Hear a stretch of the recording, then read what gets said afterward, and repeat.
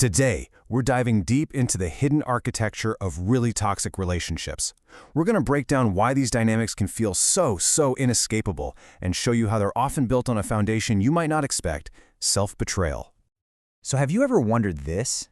Why two people can fit together in a way that feels almost destined, yet it's profoundly damaging for both of them? You know, it's not random.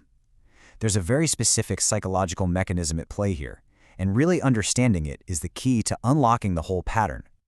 All right, so to get to the bottom of this whole lock and key thing, we actually have to look inside just one person first. The root of this entire structure. It's not really about the relationship itself. It's about a conflict that's happening inside an individual before they even get into that relationship. And it all comes down to a concept called self-betrayal. So, what is self-betrayal? Well, at its heart, it's a deep internal division.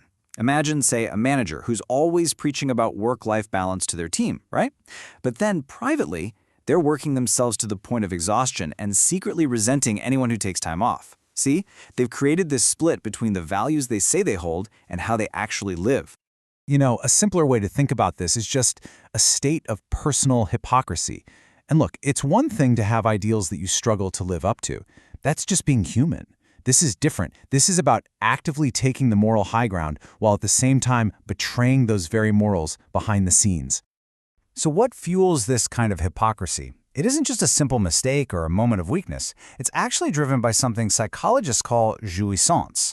It's a French term, and it basically means a kind of twisted enjoyment. It's that secret little thrill a person gets from breaking the very rules they demand everyone else follow. Okay, so you've got this person with this major internal split. How do they manage all that tension? Well, there are two main strategies. Let's start with the first one, which we'll call the controller, or what's known as the perverse structure. This one is the more organized, focused, and, on the surface, righteous of the two. The controller manages their own internal hypocrisy by basically projecting it outward. They get into what you could call moral cosplay, playing the role of the righteous judge or the noble rescuer. They become completely obsessed with fixing or parenting one specific person, making that person's morality their big personal project. And of course, this lets them completely ignore their own issues. So, how do they do this? Well, since they can't maintain their own inner law, they create something called an afterlaw. This is just a set of rules they impose on a single external target. They're essentially outsourcing their own self-discipline onto someone else. Yeah, they basically become a moral vigilante. This hyper-focus on someone else's flaws, on policing every little thing they do, it creates a super powerful distraction. It's like a full-time job that conveniently keeps them from ever having to look in the mirror. So are they even aware of what they're doing? Well, just barely. Their main defense mechanism is something called disavowal. For just a second, a faint flicker of their own self-betrayal might pop into their head, but it's so uncomfortable that they instantly snuff it out by projecting this intense contempt onto their target. Suddenly, the target's flaws become the only problem in the room.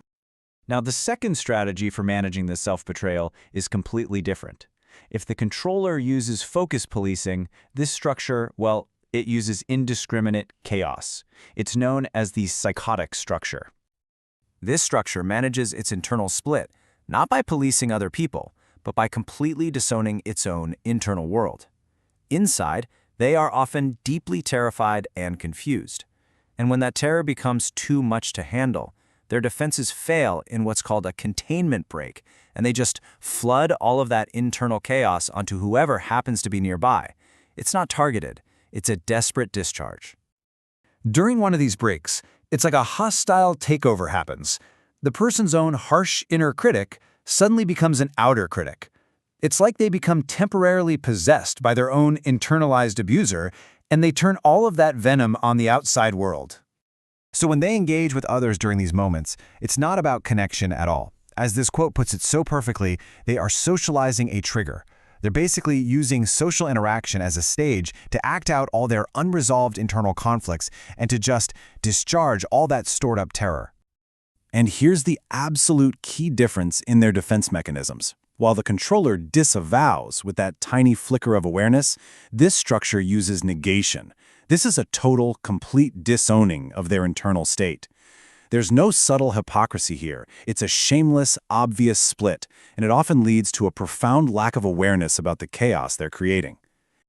So now we have our two players, the focused, moralizing controller and the chaotic, discharging individual. So what happens when they find each other? Well, this is where that destructive lock and key mechanism of the trauma bond just snaps right into place. Just look at how perfectly their needs match up, but in the most destructive way possible. The controller, our vigilante, needs a project to control, and the chaotic individual, who can act as an abuser in these moments, needs a vessel to absorb all the terror they need to get rid of. They become each other's dysfunctional solution. So let's break it down. First, their needs align. The controller, our vigilante, offers to contain all the chaos, and the chaotic individual, the abuser, provides it. Second, they fall into these perfectly complementary roles. The vigilante's obsession gives them a sense of purpose, while the abuser's chaotic actions give the vigilante endless material to fix. And here it is. This is the crucial takeaway. The relationship itself becomes the physical arena for their internal wars. Instead of dealing with their own self-betrayal, they split physically. The controller puts their hypocrisy onto the other person to police, and the chaotic one dumps their internal terror onto the other to hold. It's a mutual external projection of an internal problem. So how does someone break free from this toxic dance? I mean, it sounds impossible, but the path out isn't about fixing the other person. It's about ending that external projection and finally turning inward. The solution is something called self-parenting. Now, the healing journey is different for each role. The controller has to stop trying to parent their target and instead turn all that focus inward, monitoring their own actions and hypocrisy. And the chaotic individual? They have to learn to sit with their own terror, to actually feel it without immediately dumping it onto someone else. For both of them, the goal is the same. Stop using the relationship to avoid their internal conflict and instead learn to hold that tension inside themselves.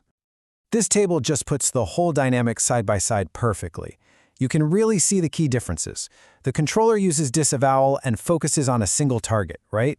While the chaotic type uses total negation and floods indiscriminately. One plays the role of the righteous vigilante, the other becomes possessed by their inner critic. And together they create the architecture of a perfect destructive storm. So we've mapped the architecture of self-betrayal and how it creates these incredibly powerful bonds. Seeing the pattern, that is the absolute essential first step. But it leaves us with a really critical question to reflect on, not just about other people, but about ourselves. If any of this resonates, who are you trying to parent, or control, or fix today, instead of yourself?